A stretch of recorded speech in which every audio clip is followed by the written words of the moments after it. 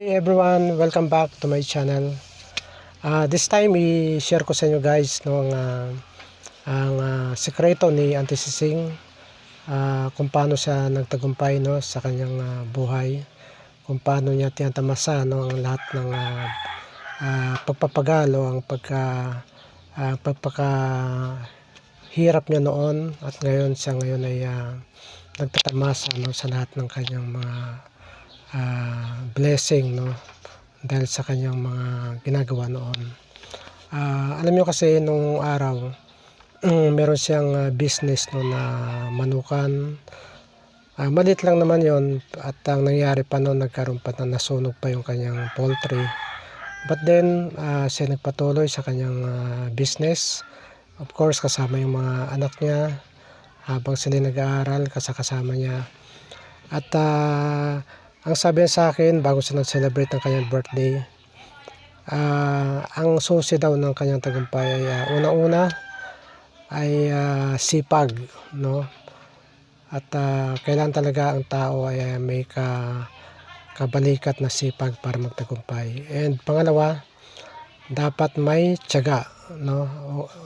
Tama nga naman, kung walang tiyaga, walang nilaga. At kung hindi sapat ang sipag kung walang tiyaga, kasi pag tayo masipag, may tendency na tayo tatamarin. So kailangan magpatuloy tayo sa ating ginagawa, magsipagan natin at may kasamang tiyaga. And then lastly, yung sinabi sa akin, magtiwala no, sa ating Diyos no, yung talagang paraan no, na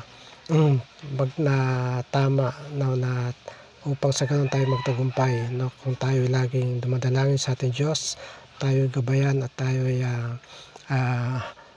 pagpalain ng ating Panginoon. At ngayon nga guys no, ang aming Auntie Sising ay lahat ng kanyang anak ay napag-aral niya dahil lang doon sa poultry na yon. Nakapagtapos lahat. Ang mga babae ay nasa abroad, at ang nagkaroon din siya ng mayor no, si Mayor Kokoy.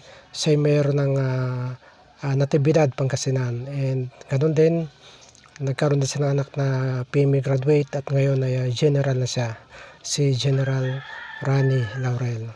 So ganoon din guys no, nagkaroon ako ng pagkakataon na pumasok sa bahay ni Mayor Kokoy, at mamaya i-share ko sa inyo no, kung ano yung kanyang design no, ng kanyang bahay. Napakaganda, at kung gaano kalaki no, meron siyang negosyo doon, meron siyang mga iba't ibang ari-arian. So mamaya i-share ko sa inyo, i-picture ko sa inyo guys, and para malaman nyo, para magkaroon kayo ng inspirasyon no, kung paano magtagumpay no, sa ating buhay. See you later guys, thank you.